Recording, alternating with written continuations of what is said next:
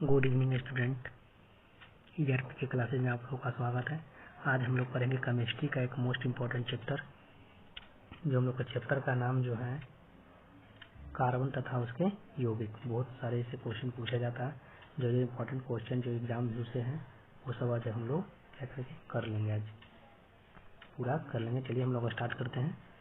सबसे पहला क्वेश्चन देखिएगा, एथिन के आणविक सूत्र जो होता है C2H6 कितना होता है C2H6। इसमें कितना सहसंयोजक बंध 6 होता है, 7 होता है, 8 होता है कि 9 सहसंयोजक बंध होता है तो कितना होता है 7 होता है। याद रखिए, कभी कभी क्वेश्चन पूछता है कि C2H6 को क्या बोलते हैं, तो एथेन बोलते हैं। क्या बोलते हैं? एथेन।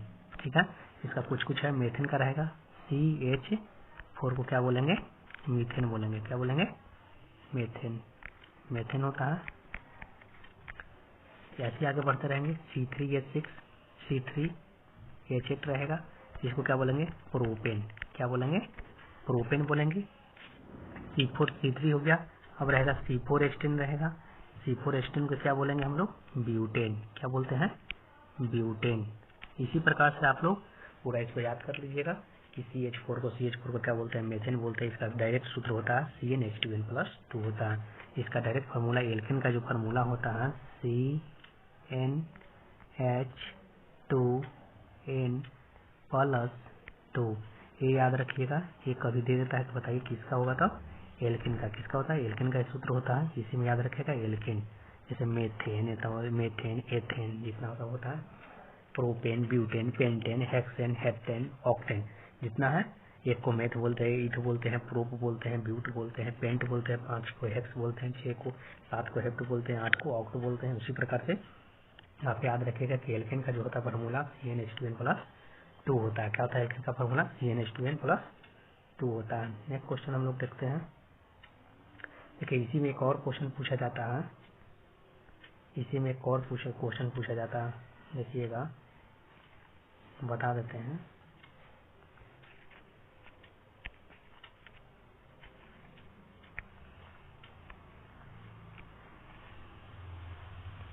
कभी कभी क्वेश्चन में आप लोग का आएगा। देखिए, मेथेन के बारे में तो समझ गए। एल्केन का सूत्र, डायरेक्ट सूत्र हम लोग जानेंगे कि एल्केन का फॉर्म जो होता है CnH2n प्लस किसका होता है?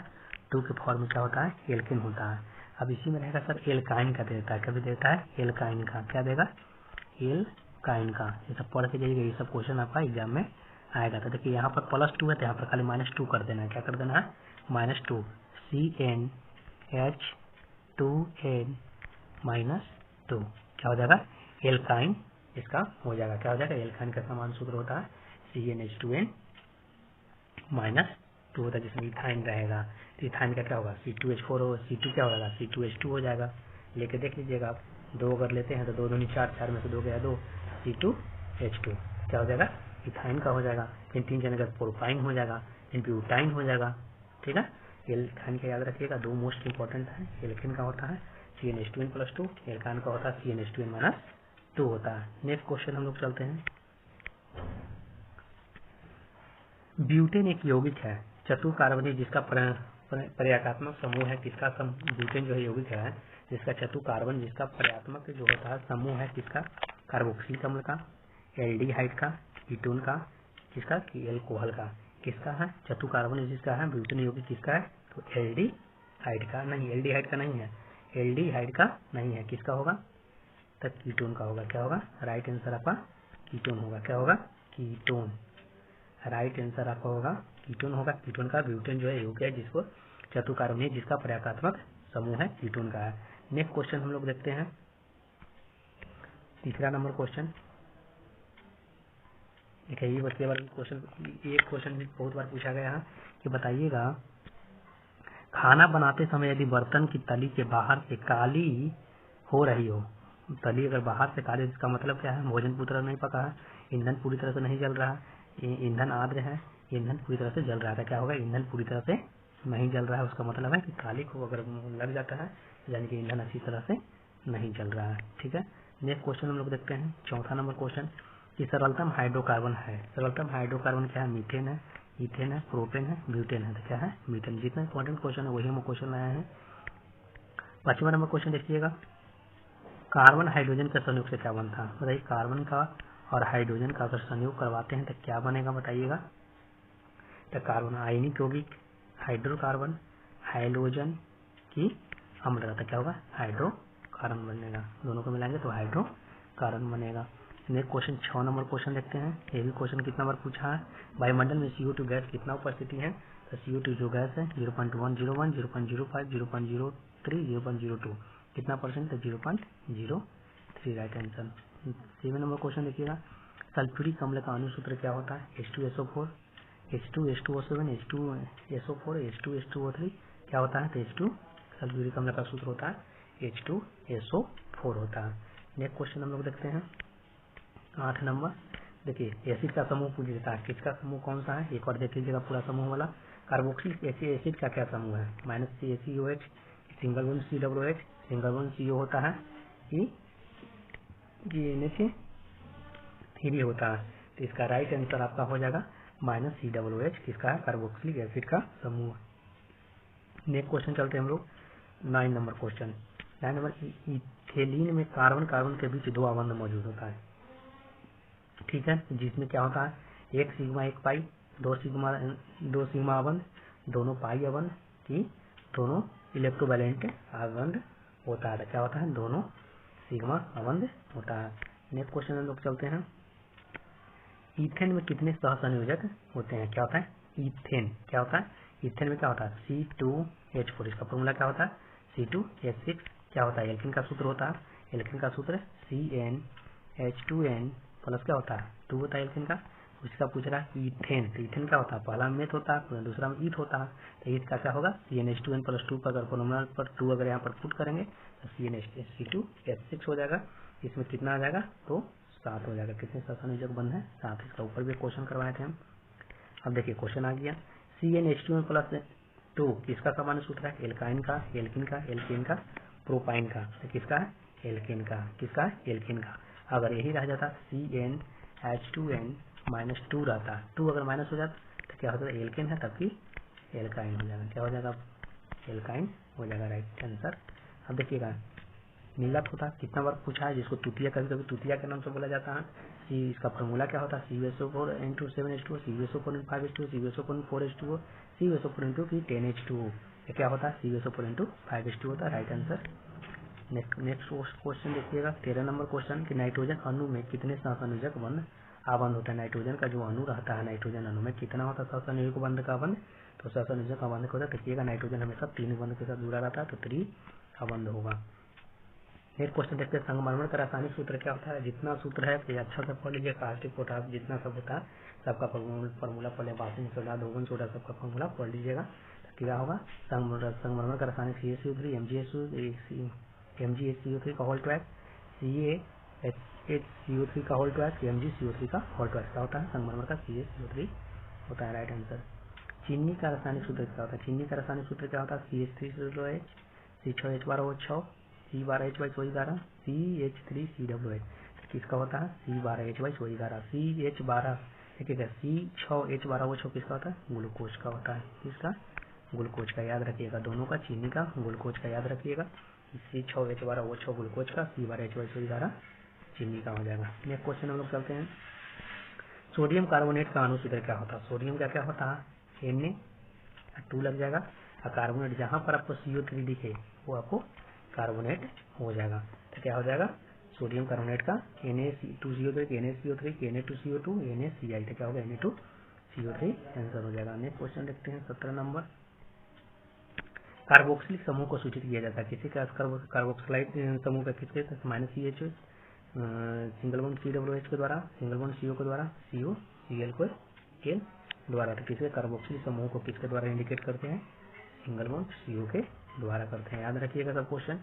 अब देखिए आ गया, इथाइल अल्कोहल का अनुसूत्र क्या होता है। इथाइल अल्कोहल का अनुसूत्र क्या होता है, देखिएगा CH3OH, C2H5OH, कि C2H6OH, कि CHH2OH, तो इसका राइट आंसर क्या होगा C2H5OH होगा, क्या होगा इथाइल का क्या होगा C2H5OH होगा। तो इसका फार्मूला क्या होता है सर, देखिएगा इसका फार्मूला बताते एल्काइल, एल्काइल। एल्काइल का फार्मूला याद रख लीजिएगा, कभी कोई फार्मूला पूछ देता है तो इसका फार्मूला था CnH2n+1। एल्काइन का हो गया, एल्केन का बता दिए थे कि CnH2n+2, एल्काइन का एल्काइल का हो गया CnH2n+1। अगर एल्काइन बोलेगा तो CnH2n-2। एल्काइल है, एल्काइन दूसरा होता है, ठीक है। नेक्स्ट क्वेश्चन देखिए, सब पढ़ लीजिएगा एक बार अच्छा से, देख लीजिएगा बस। निम्न में से कौन सा एरोमेटिक हाइड्रोकार्बन है? CH4, C2H4, C6H6, C3H8। किसको एरोमेटिक हाइड्रोकार्बन बोलते हैं? तो C6H6 को एरोमेटिक कहते हैं, एरोमेटिक हाइड्रोकार्बन कहते हैं, ठीक है। नेक्स्ट क्वेश्चन चलते हैं। निम्न में से किस हाइड्रोकार्बन में 3 बंध होता है? CH4 में, C2H6 में, C3H4 में, C3H8 में। तो किसमें होगा बताइएगा? तो C3H4 में जो होगा कि हाइड्रोकार्बन के 3 बंध होता है। कितना होगा? 3 बंध होगा। नेक्स्ट क्वेश्चन देखते हैं हम लोग 21 नंबर। निम्न में से कौन युग्म समव्ययी है? C2H6, C6H6, C5H10, C6H12, C2H5OH, CH3OH, CH4 के C2H6। तो बताइएगा इसका राइट आंसर क्या होगा? C2H5OH और CH3OH इसका युग्म क्या है? समव्ययी है। क्या है? समव्ययी है। नेक्स्ट क्वेश्चन हम लोग चलते हैं 22 नंबर। 22 नंबर क्या बोलता है कि एथेनॉल का क्रियाशील समूह क्या है? क्रियाशील समूह बहुत बार क्वेश्चन पूछा गया है।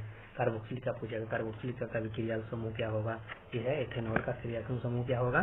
देखिएगा OH होगा, CHO होगा, COOH होगा, CO होगा। तो क्या होगा इसका? तो हो जाएगा OH हो जाएगा एथेनॉल का। क्या होगा? OH। एथेनॉल का क्या हो जाएगा? OH। नेक्स्ट क्वेश्चन देखते हैं 23 नंबर। 23 नंबर, निम्न में से कौन सा सहसंयोजित यौगिक है? तो CH4 है कि NaCl है? तो सहसंयोजिक क्या है? CH4 जो है सहसंयोजित यौगिक है। आप लोग कुछ जो है तो फार्मूला आप लोग खुद देख लीजिएगा एक बार कि किसका क्या फार्मूला होता है। वो सब फार्मूला अच्छा से एक बार रट लीजिएगा, तो एग्जाम में क्वेश्चन पूछता है। कभी कभी क्वेश्चन दे देगा तो बताइएगा सिरका में कौन सा अम्ल होगा? तो सिरका में कौन सा अम्ल होता है आप लोगों को पता होगा। सिरका में कौन सा अम्ल होता है? तो एसिटिक अम्ल होता है। कौन सा अम्ल होता है? एसिटिक अम्ल होता है। एसिटिक अम्ल होता है। और पूछेगा नींबू में कौन सा होता है? तो नींबू जो जितना खट्टा चीज है तो खट्टा चीज में सिट्रिक अम्ल होगा। तो क्या होगा? सिट्रिक अम्ल लेंगे। सिट्रिक अम्ल होता है।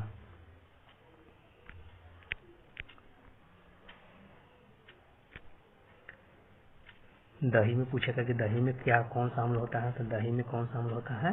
तो दही में जो होता है लैक्टिक अम्ल होता है। कौन सा होता है? लैक्टिक अम्ल होता है। कौन सा अम्ल?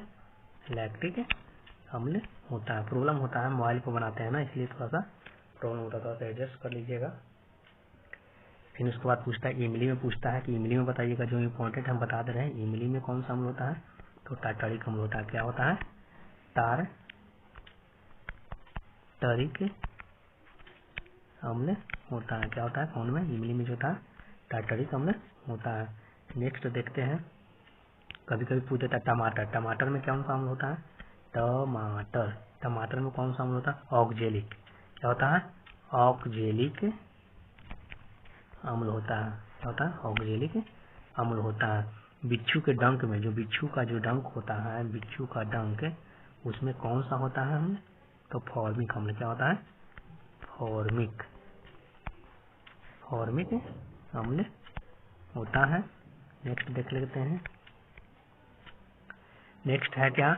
नेक्स्ट में देख लेते हैं चिट्टी का डंक में। चिट्टी के डंक में बहुत बार क्वेश्चन पूछता है कि चिट्टी के डंक में कौन सा अम्ल होता है? ये भी होता है। क्या होता है? फॉर्मिक अम्ल होता है। क्या होता है? फॉर्मिक, FORMIC, फॉर्मिक अम्ल होता है। कौन सा अम्ल होता है? फॉर्मिक अम्ल होता है। अंगूर में तो पता ही होगा कि अंगूर में कौन सा अम्ल होता है। तो अंगूर में जो होता है टार्टरिक होता है। क्या होता है? टार्टरिक। अंगूर में भी होता है टार्टरिक, TARTARIC, टार्टरिक एसिड होता है। ठीक है। आपको अगर वीडियो अच्छा लगा हो तो लाइक, सब्सक्राइब और बेल आइकन को प्रेस कर दीजिएगा। नेक्स्ट वीडियो जल्दी ही अपलोड किया जाएगा। Best of luck for your preparation of your examination.